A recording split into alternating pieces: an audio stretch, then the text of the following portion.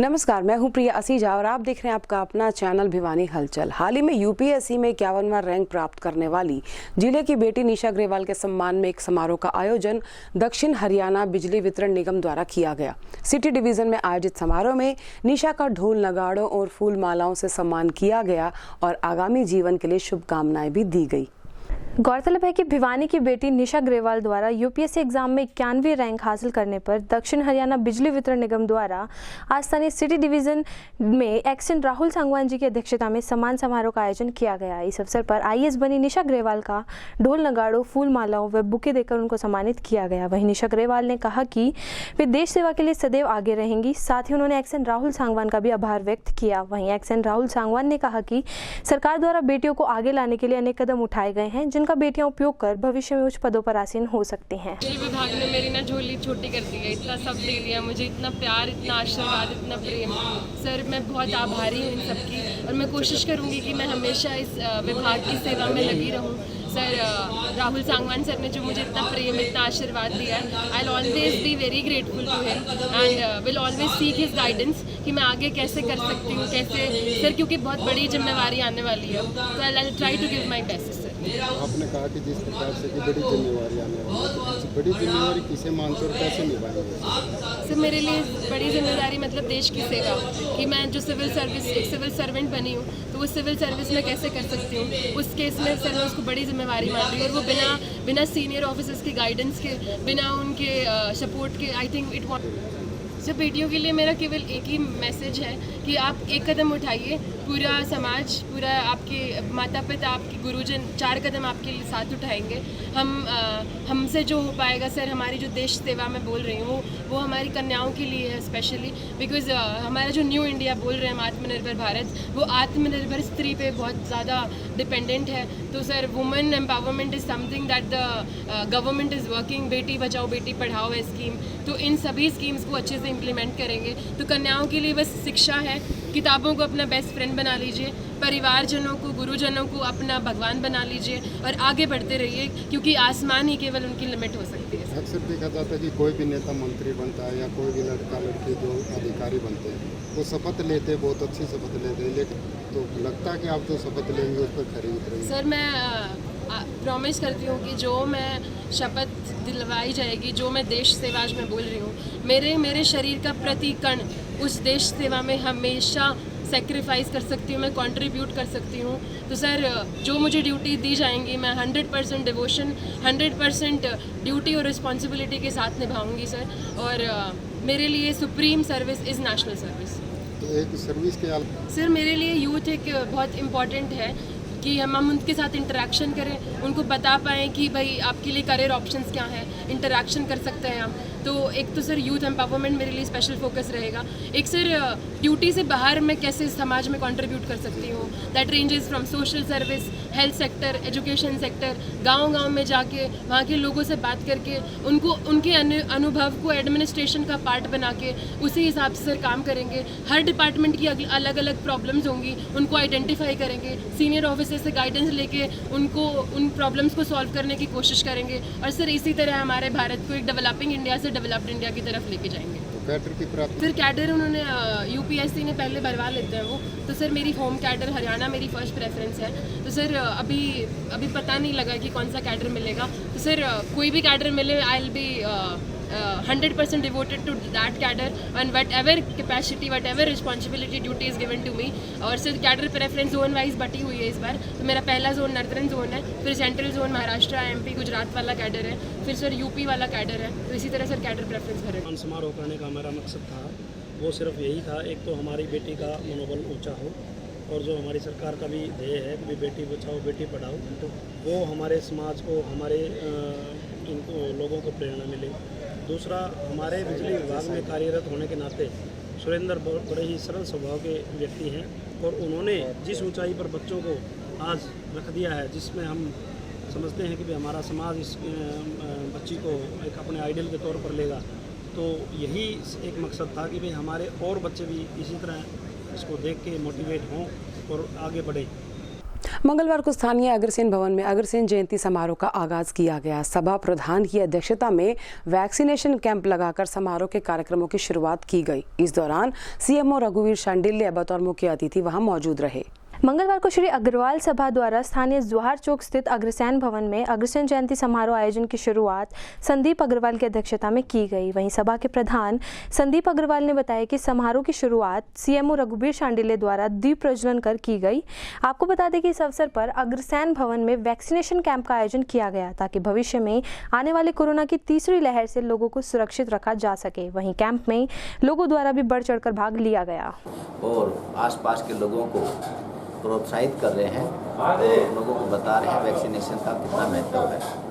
तो सबसे पहले ऐसे जो कार्यकर्ता हैं, एनजीओ हैं, सामाजिक संस्थाएं हैं, उनका तहे दिल से धन्यवाद करता हूं और इनके एफर्ट से ही आज हम कोरोना मुक्त हुए हैं। मैं चाहता हूं कि हर आदमी अगर सोचने लग जाए कि हमारा सहयोग होना चाहिए स्वास्थ्य के प्रति, तो ही हम उस पर्यावरण को स्वस्थ बना सकते हैं।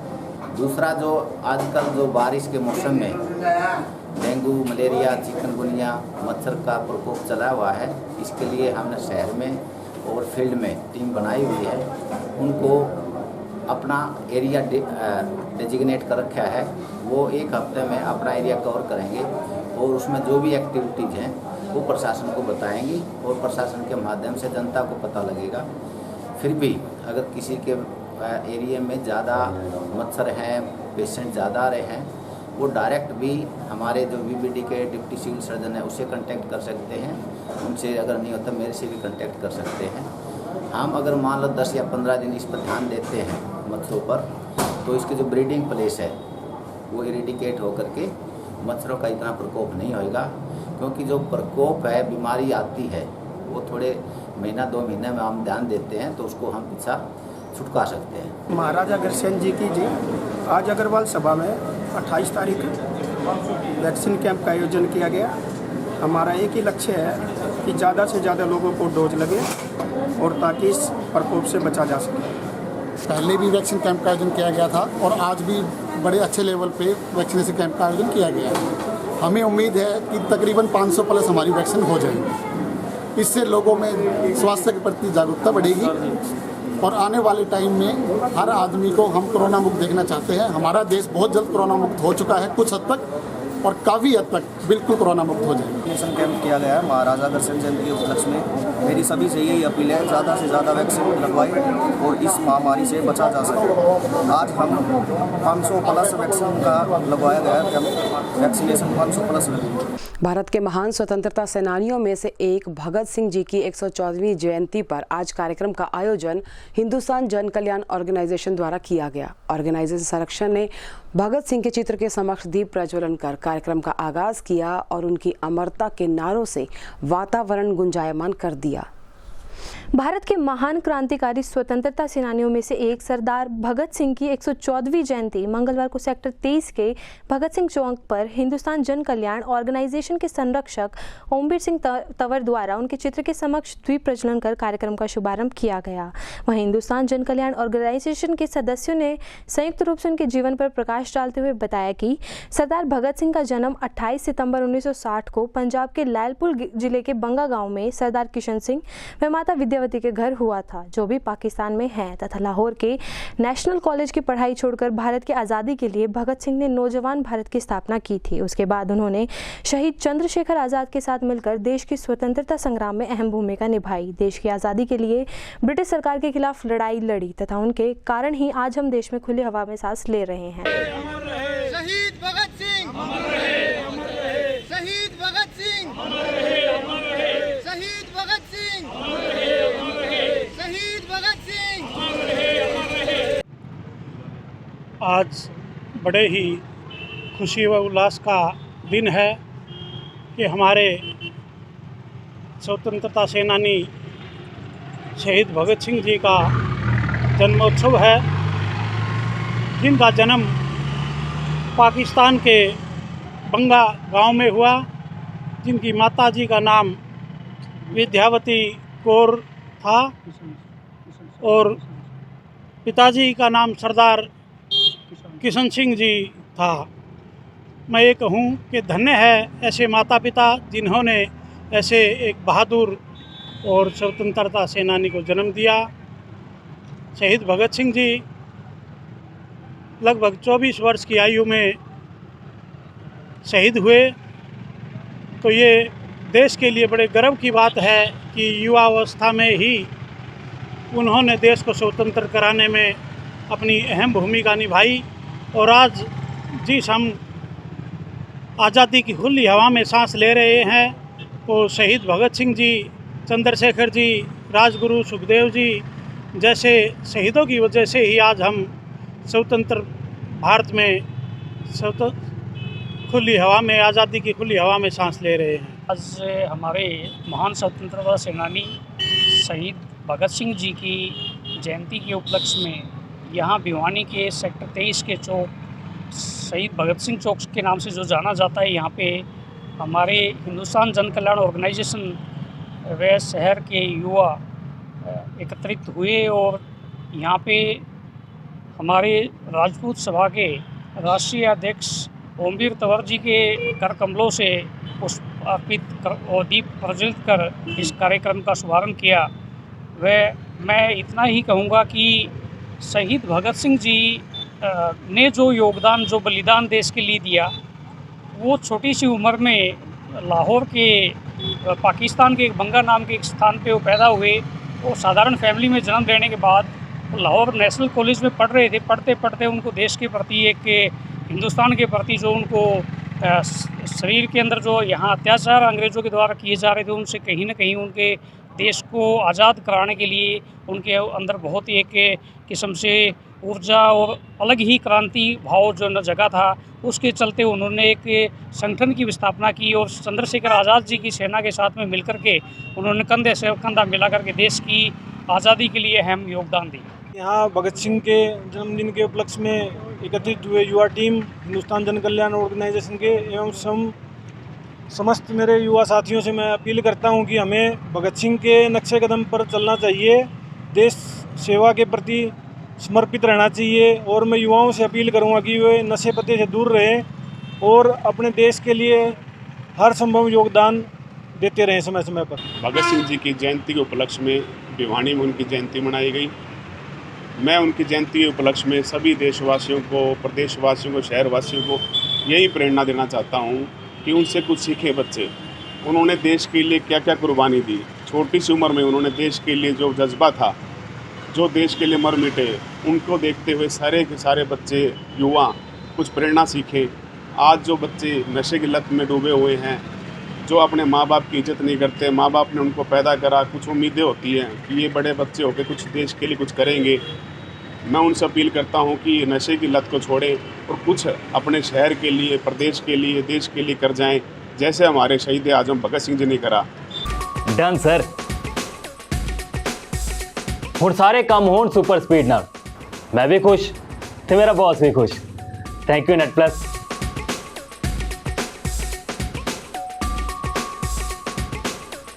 परिवार खुश ਹੁੰਦਾ है टेस्टी खाना खा के ते मैनू खुशी मिलती है इन्ना सारिਆਂ ਨੂੰ खुश देख के। Thank you net plus. Enjoying movies, web series ते होर भी बहुत सारा एंटरटेनमेंट ते वो भी बिना बफरिंग तो। Thank you net plus.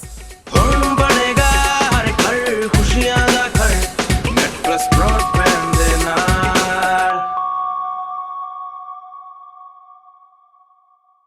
पिछले 4 वर्षों से ओवरफ्लो सीवरेज समस्या से जूझ रहे वार्ड नंबर 11 के लोगों का गुस्सा आखिरकार आज फूट ही गया। इसी के चलते जमकर प्रशासन विरोधी नारेबाजी करते हुए आज क्षेत्रवासियों ने समस्या के समाधान की मांग की, अन्यथा क्षेत्र से पलायन करने की बात भी कह डाली।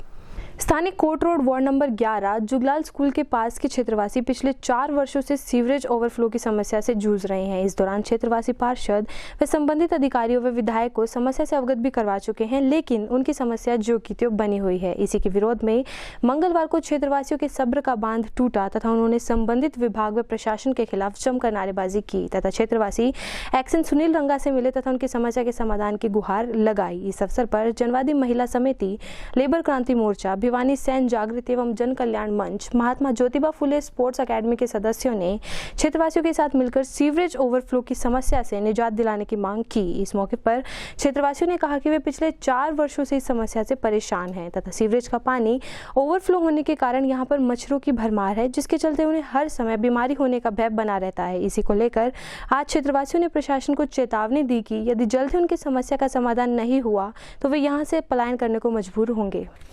सीवर की परेशानी है जी, 5 साल से लगभग सीवर डलिया, उसमें 4 साल से पानी उसमें खड़ा है, सीवरों का पानी उसमें जो है ना सीवर जो है ना वो उल्टा डाल रखा है उन्होंने, उसकी तरफ प्रशासन ध्यान नहीं दे रहा है। और हाँ जी, सीवर का पानी खड़ा है, एक तरफ तो प्रशासन कह रहा है कि डेंगू मलेरिया हो सकता है, दूसरी तरफ इस तरफ कोई ध्यान नहीं दे रहा। हमने तो बार बार हमें भी शर्माने लगी सर। ये वार्ड नंबर कौन सा, कौन सा area? Ward number 11 Juglal school Suryanagar. बार तो हम यहाँ पब्लिक हेल्थ में आ चुके सर, और बार एमसी को, कमेटी को बार सचेत करा चुके कि यहाँ परेशानी हो रही है, यहाँ बीमारी फैलने का बहुत खतरा है, बच्चे सारे बीमार पड़े हैं और सीवर का पानी वहाँ लबालब खड़ा है सर। इसमें शर्म आनी चाहिए प्रशासन को भी। बार हमें सूचित कर चुके हैं, कोई ध्यान ही नहीं दे रहा है। सीवर भरा खड़ा है सूर्यानगर जुगलाल स्कूल, कति घर छोड़ के चला जाओ के टाबर लिकट सकी ना, बड़ा लिकट सकी ना, साधन लिकट सकी ना, और बताओ इससे फालतू क्या बोला। इसकी शिकायत पहले इस प्रशासन को आ लिया कई बार, जे भी जा लिया, सारा जा लिया, कोई सुनाई नहीं कर रहा। मेडिकल कॉलेज का निर्माण और आरक्षण सहित अनेक मांगों को लेकर पिछले 9 महीने से धरनारत गांव प्रेमनगर निवासियों ने आज जिला उपायुक्त को अपना मांग पत्र सौंपा। वहीं साथ ही उन्होंने जल भराव के कारण खेतों में खराब हुई फसलों के मुआवजे की भी मांग रखी। गांव प्रेमनगर के ग्रामीणों द्वारा मंगलवार को अपनी विभिन्न मांगों की पूर्ति के लिए स्थानीय लघु सचिवालय में उपायुक्त को ज्ञापन सौंपा गया। आपको बता दें कि गांव प्रेमनगर के ग्रामीण पिछले 9 महीनों से मेडिकल कॉलेज का निर्माण कार्य पूरा करवाने तथा CBLU में नौकरियों व शैक्षणिक सीटों में आरक्षण व अन्य जनहित की मांगों के लिए धरनारत हैं। इसके साथ साथ उनकी मांगे हैं कि जल भराव से गाँव में जो फसलें खराब हुई हैं उनका मुआवजा दिया जाए तथा जल भराव के कारण स्टेडियम, व्यायामशाला, फुटबॉल ग्राउंड, हॉकी ग्राउंड व घरों को जो नुकसान हुआ है उसे भी जल्द से जल्द दुरुस्त किया जाए। साथ ही उन्होंने चकबंदी की आपत्तियों को दूर करके चकबंदी कार्य को शुरू किए जाने की मांग भी की। वो 3 मुख्य मुद्दे लेकर के, गांव की समस्याएं लेकर के DC साहब से मिले हैं। सबसे पहली समस्या हमारे गांव में ये है कि जो यूनिवर्सिटी की दीवार है उसने एनक्रोचमेंट करके और पीछे का रास्ता जो मेडिकल की तरफ जाता है उसको रोक दिया गया है। उसकी पैमाइश भी करवा चुके हैं हम 2-3 बार, लेकिन उसको हटाने का कार्य नहीं किया जा रहा। अभी DC साहब ने हमारे को आश्वासन दिया है कि मैं 7-10 दिन में इस समस्या को पूरी तरह समझ के और इसका समाधान करूँगा। दूसरी हमारी मेन समस्या थी आगे हर साल पानी की निकासी की। बरसात के मौसम में हर साल सैकड़ों एकड़ ज़मीन हमारी डूब जाती है। गांव के चारों तरफ इतना पानी भर जाता है कि जो नई बस्ती है उनको निकलने का रास्ता नहीं रहता। टेम्परेरी समाधान शुरू होता है, वो अब नवंबर तक चलता रहेगा, तब तक सारी फसल वगैरह बर्बाद हो जाएगी, आगे की बिजाई भी नहीं होती है। उसका एक स्थायी समाधान के लिए एक प्रोजेक्ट पहले पास किया था, वो सैंक्शन भी हो गया था, लेकिन उसको क्रियान्वित नहीं किया गया है आज तक। उसको रिमाइंड करवाने के लिए हमने एक एप्लीकेशन आज स्पेशल फिर दी है।